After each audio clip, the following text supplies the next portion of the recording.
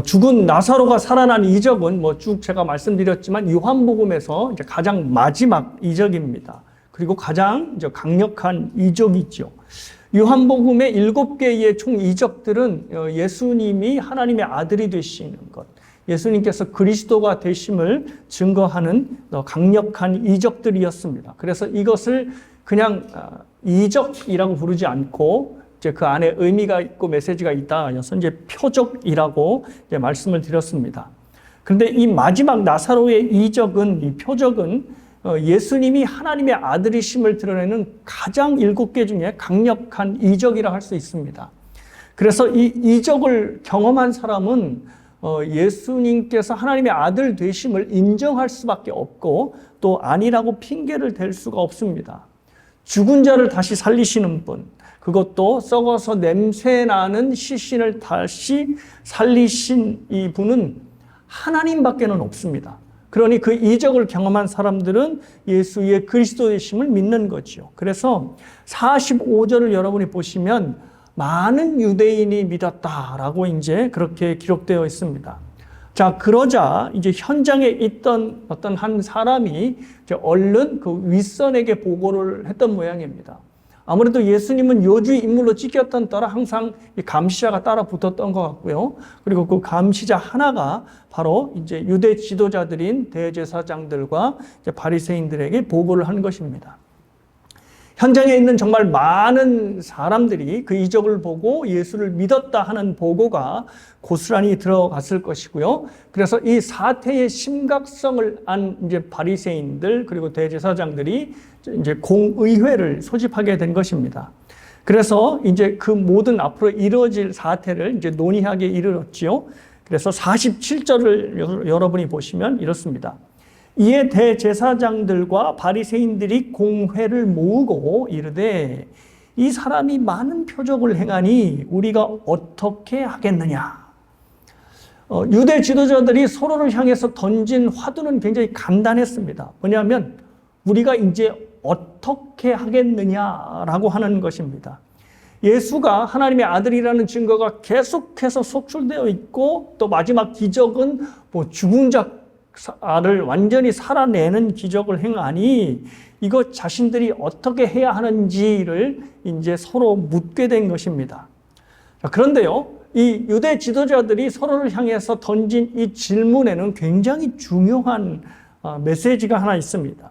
그것은 바로 예수가 하나님의 아들이 밝혀지는 순간, 그리고 그것을 믿는 순간 우리는 이제 어떻게 해야 하나? 나는 이제 어떻게 살아야 하나라는 질문을 스스로에게 던질 수밖에 없다는 것입니다.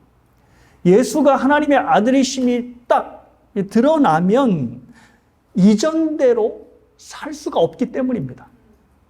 그래서 이 질문을 할 수밖에 없습니다. 우리가 어떻게 해야 될까? 내가 어떻게 살아야 할까를 질문을 해야 되는 것입니다.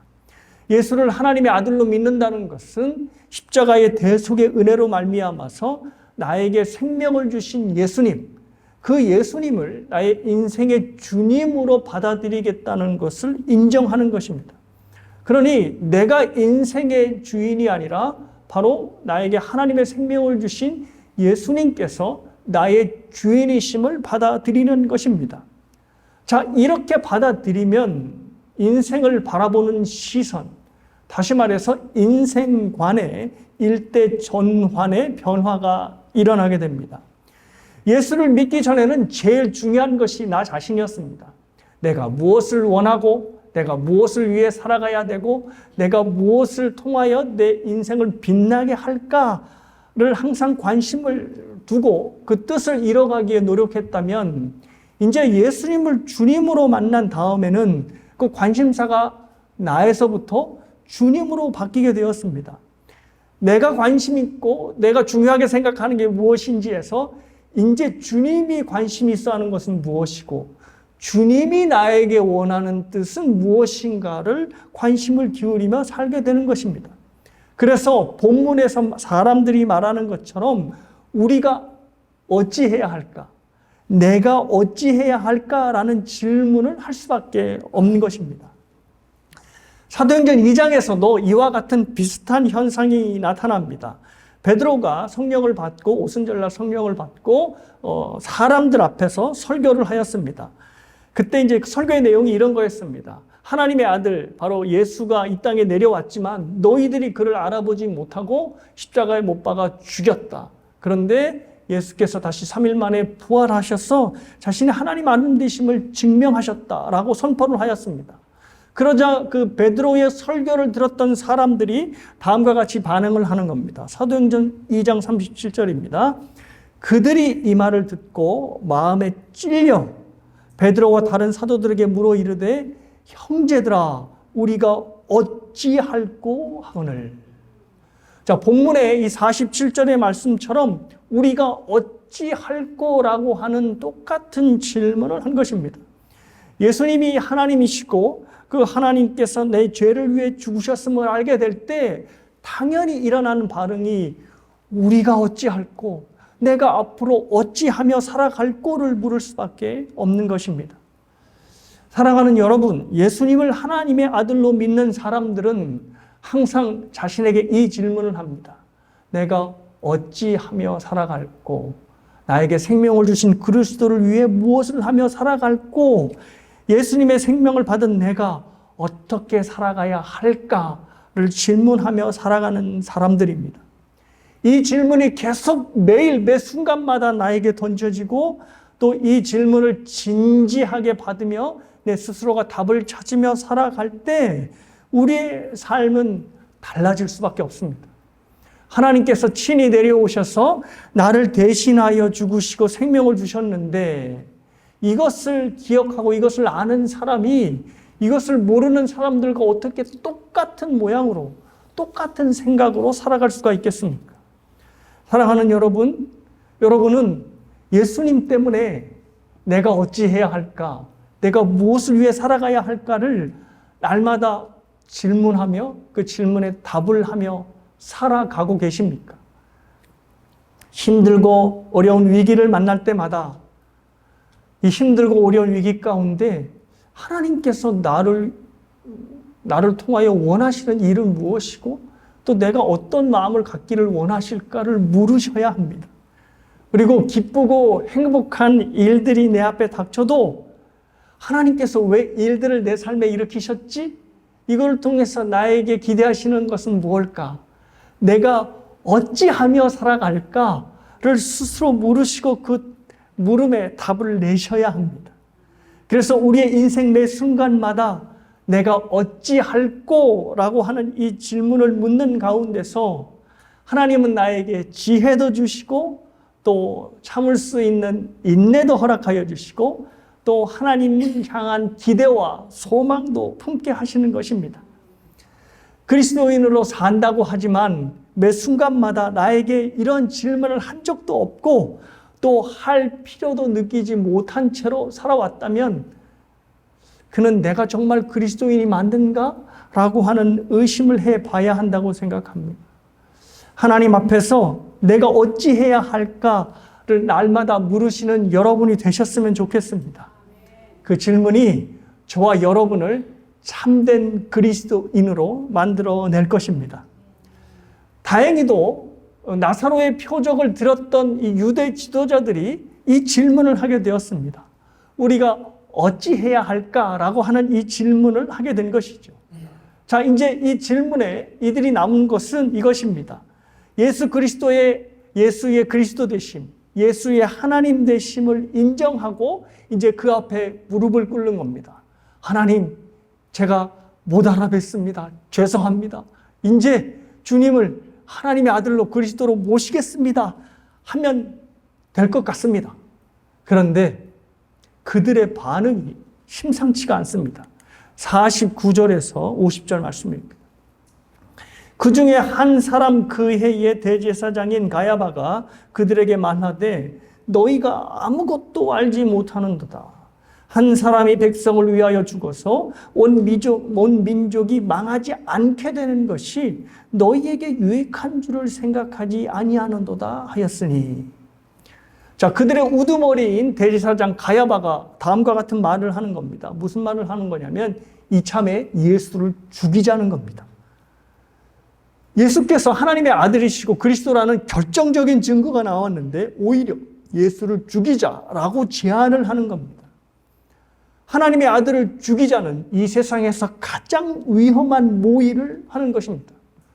그런데 그 모의를 하는 그 이유가 뭐냐? 그 결정을 하게 된 이유가 뭐냐? 그것이 바로 48절의 말씀입니다. 만일 그를 이대로 두면 모든 사람이 그를 믿을 것이요. 그리고 로마인들이 와서 우리 땅과 민족을 빼앗아 가리라 하니. 자, 예수를 죽이겠다고 결정한 그 근거가 뭐냐면, 이유가 뭐냐면 자기의 민족과 자기의 나라를 보호하기 위해서랍니다. 참 민족과 나라 걱정에 열심을 내는 사람들인 것 같지만 사실 그들의 속내를 보면 그렇지 않습니다. 사실 그들의 속내는 나라와 민족을 정말 걱정했기 때문에 하는 말이 아니라 자신의 권력을 보호하기 위해서 그들이 이 말을 한 것입니다. 이들은 처음부터 로마로부터 권력을 완전히 보장받은 사람들이었습니다. 로마는 유대 지도자들을 통해서 로마 백성들을 잘 통제하고 잘 관리할 것을 요구했고요. 그리고 그 대가로 유대 지도자들에게 이제 유다를 다스릴, 유다 사람들을 잘 통솔할 권력을 주었습니다. 그래서 백성들을 잘 통제하는 대가로 각종 혜택과 각종 권력을 누리던 사람들이 바로 유대 지도자들, 그리고 본문에 나오는 대제사장들과 바리새인들이었습니다. 자, 그런데 사람들이 예수를 추종하게 되면 로마가 분명 이들에게 주었던 모든 권력을 그냥 놔두지 않을 것입니다. 왜냐하면 백성을 통제하지 못하는 유대 지도자들은 로마 입장에서 보면 더 이상 쓸모가 없기 때문입니다. 그래서 이들을 분명히 버릴 것이 분명한 거지요. 그래서 이들이 예수를 죽여야 한다, 그래야 우리 민족과 나라가 산다라고 하였지만 이들의 속내는 그가 죽어야 바로 우리가 누리던 모든 권력을 보호하고 우리가 누릴 수 있다라고 말을 한 것입니다. 즉 자기 자신을 위하여 하나님을 죽이기로 결정을 한 것입니다. 이들의 결정을 보면 우리에게 또한 굉장히 중요한 메시지를 하나님께서 우리에게 주시는 게 있습니다. 그것이 뭐냐 하면 하나님의 뜻이 아닌 자신의 뜻을 위해 살려 할 때는 우리는 반드시 하나님을 죽이게 되는 결정을 내리게 된다는 것입니다. 하나님 중심이 아닌 내 중심의 뜻대로 살려 할 때는 하나님을 죽이려고 하는 세상에서 가장 위험한 모의를 하는 사람의 중심에 서게 된다는 것입니다. 하늘에 태양이 하나일 수밖에 없듯이 내 인생의 태양도 하나일 수밖에 없습니다. 그러니 내가 태양이 되고자 할 때는 내 인생에서 태양이 되려 하시는 하나님을 제거하고 없애는 결정을 하는 것입니다. 사랑하는 여러분, 아담으로부터 우리가 받은 죄악된 본성은 항상 하나님 대신에 내 자신을 선택하는 본성에 담겨 있습니다. 네가 하나님처럼 된다라고 하는 아담의 끈질긴 유혹이 우리 안에서 작동하는 것입니다. 그리고 그때마다 하나님을 죽여야 된다라고 하는 결정을 하는 것입니다. 어느 유명한 크리스찬 작가가 이런 말을 했다 합니다. 인간이 죄를 짓는 것은 그 죄의 현장에서 하나님을 죽이는 행위를 하는 것이다 라는 말을 했다 합니다. 좀 과한 얘기 같죠? 그런데 살펴보면 전혀 그렇지 않습니다. 살인죄를 한번 생각해 보십시오. 하나님께서 살인죄를 금하신 이유를 창세기 9장에서 말씀을 하셨습니다. 그 이유는 뭐냐면 사람이 하나님의 형상을 가지고 있다. 그래서 이 사람이 피를 흘리면 결국 그 사람을 피의 값으로 갚아야 한다는 겁니다. 여러분이 수요 성경 공부에서 중성경 공부에서 배웠듯이 하나님의 형상을 가졌다는 것은 하나님을 닮았다는 것입니다. 그래서 그 형상을 해치면 결국 그 안에 있는 하나님의 형상을 가진 그 하나님을 해치는 결과라고 말씀을 드렸습니다. 결국 사람을 죽이는 이 행위는 하나님을 죽이는 죄를 범하는 그런 행위를 하게 되는 것입니다. 자, 그런데 예수님께서 이 살인을 무엇까지 확대해 놓으셨냐면 다른 형제를 미워하는 것까지도 살인으로 간주를 하셨습니다. 그래서 미워하고 원망하게 될 때 내 형제를 마음속으로 죽이는 것뿐만 아니라 더 나아가서 마음속으로 하나님을 죽이는 행동들을 저와 여러분이 하게 되는 것입니다. 그를 마음껏 미워하고 또 마음껏 원망하기 위해서 그를 사랑하라, 그를 품어라 라고 말씀하시는 하나님을 내 마음속으로 죽이는 것입니다. 이렇게 크리스천 작가가 얘기하는 것처럼 죄가 일어나는 현장에서는 항상 하나님을 죽이는 끔찍한 죄악의 범죄들이 바로바로 일어나는 것입니다. 어디 미움뿐이겠습니까? 하나님께서 금하신 모든 죄악들을 행하는 그곳에서 하나님께서는 죽고 있는 것입니다. 사랑하는 여러분, 그러면 그리스도인들을 뭐라 정의할 수 있을까요? 그리스도인은 바로 하나님을 죽이는 대신 바로 내 자신을 죽이는 사람들이 바로 그리스도인입니다. 죄와 함께 자신을 십자가에 못 박는 사람들, 이 사람들이 바로 그리스도인이 되는 것입니다. 우리는 죄를 품고 있지 않는 자신을 죽이지 않으면 바로 내 안에 있는 하나님을 죽이도록 되어 있습니다. 하늘에 태양이 두 개일 수 없듯이 내 안에 있는 생명도 두 개의 생명일 수 없습니다. 나의 죄악된 생명과 또 주님의 생명이 공존할 수 없는 것입니다. 나를 죽이고 예수의 생명을 위해서 살아가는 것, 그리고 예수의 생명을 더욱더 지키는 것, 이것이 부활이신 예수님을 믿고 사랑하고 그를 따르는 방법입니다. 지금 바리새인들과 제사장들이 예수님을 죽이기로 모의한 것은 예수의 생명을 저버리고 자신의 생명을 취한 행동입니다. 말씀드린 대로 하나님을 죽이고 자신을 살리기로 결정한 것입니다. 그런데 예수님은 이와 정반대의 결정을 하셨습니다. 우리가 읽지 않았지만 54절 이하를 보면 바리새인들과 대제사장들이 예수님을 죽이기로 결정을 한 다음에 그를 잡아들이라 명령을 하였습니다. 그 상황이 얼마나 급박하고 살벌했는지 자기들끼리도 이런 말을 하였습니다. 야, 이렇게 위험한 때에 예수가 예루살렘으로 다시 돌아오겠어? 죽을 것이 뻔한데 라고 하면서 자기들끼리도 서로 이렇게 이야기를 나눴습니다. 그런데 여러분이 아시다시피 예수님께서 어떤 결정을 내리셨습니까? 잠시 피신해 있다가 다시금 예루살렘으로 들어오셨습니다. 자기 생명을 우리에게 주시기 위하여 예루살렘으로 들어오신 것입니다. 죽어야 할 죄된 생명은 자신을 살리기 위하여 하나님을 죽이기로 결정을 하고, 살아야 할 예수님은 오히려 자신의 생명을 주기 위하여 죽음의 한복판으로 들어오신 것입니다. 다음 주부터 살펴보겠지만 요한복음 12장에는 유월절을 지키려고 예루살렘으로 들어온 헬라인들이 이야기가 잠깐 언급되어 있습니다.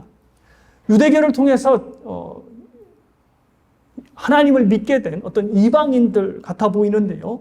이들이 그 상황에서 예수님에 대한 소식을 듣고 예수님을 찾아온 것입니다.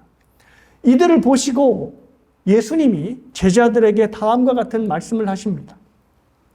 내가 진실로 진실로 너희에게 이르노니 한 알의 밀이 땅에 떨어져 죽지 아니하면 한 알이 그대로 있고 죽으면 많은 열매를 맺느니라.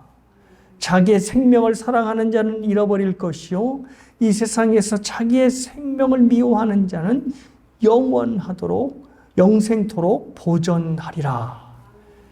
예수님께서 지금 무슨 말씀을 하셨냐면 자신을 한 알의 밀알로 비유를 하신 것입니다. 밀이 떨어져 죽어야 많은 열매를 맺게 되는 것처럼 자신이 죽어야 많은 사람들, 특별히 이방인들까지도 하나님의 자녀가 될 수 있다는 말씀을 하신 것입니다.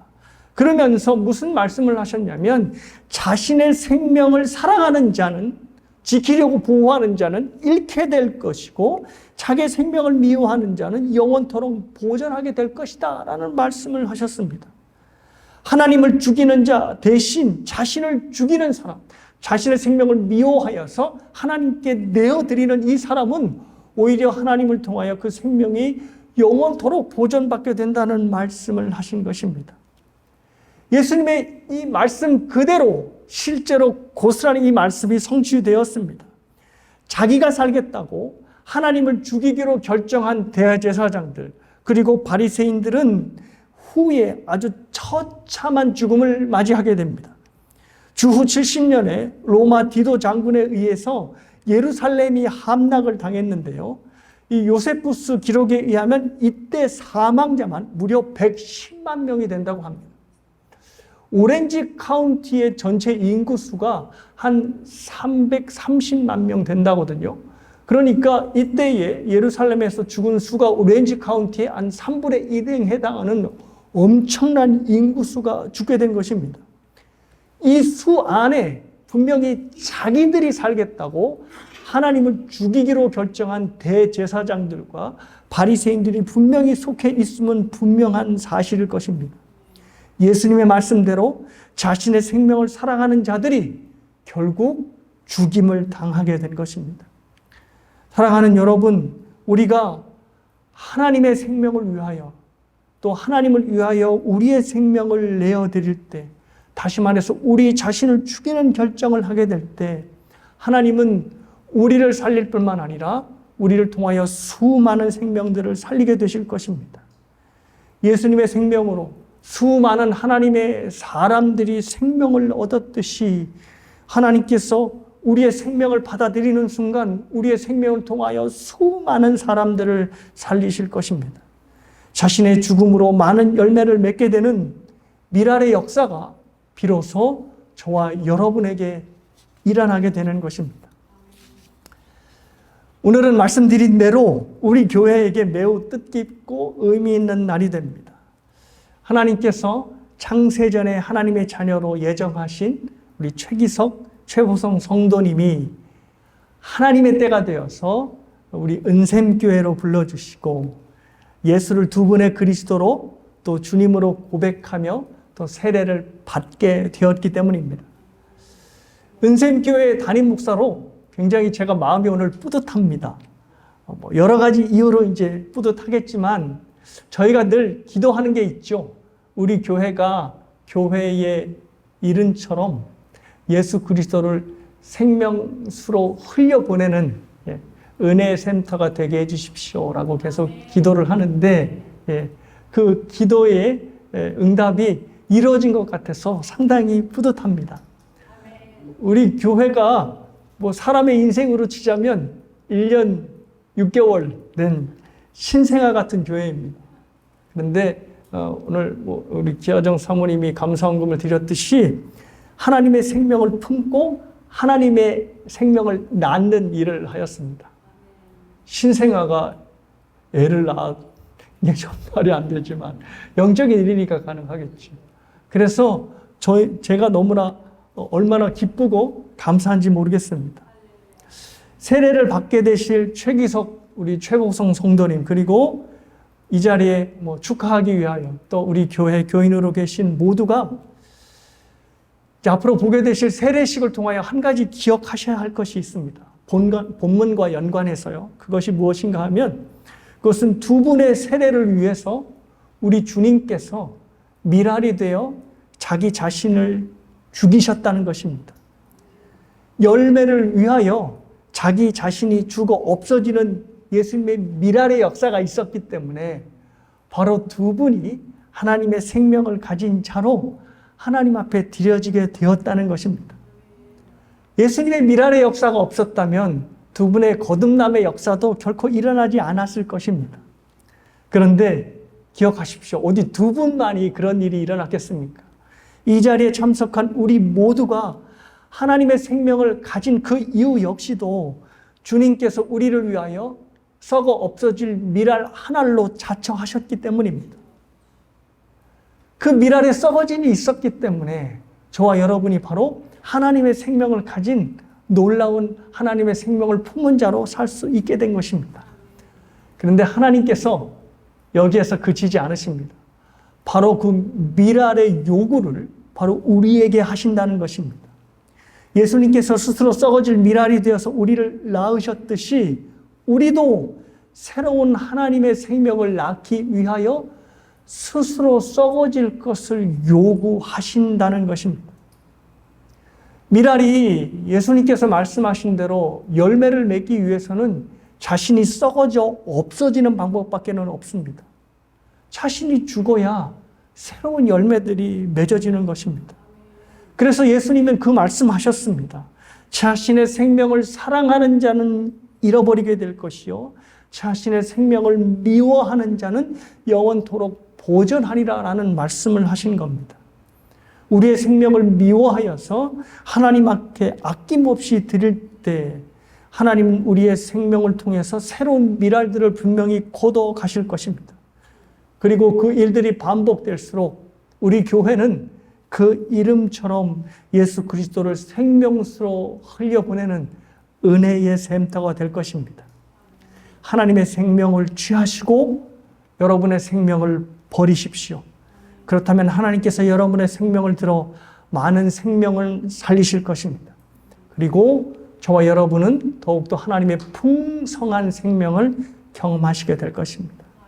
하나님의 생명을 날마다 선택하여 살아가시는 여러분 모두가 되시길 주님의 이름으로 축복합니다.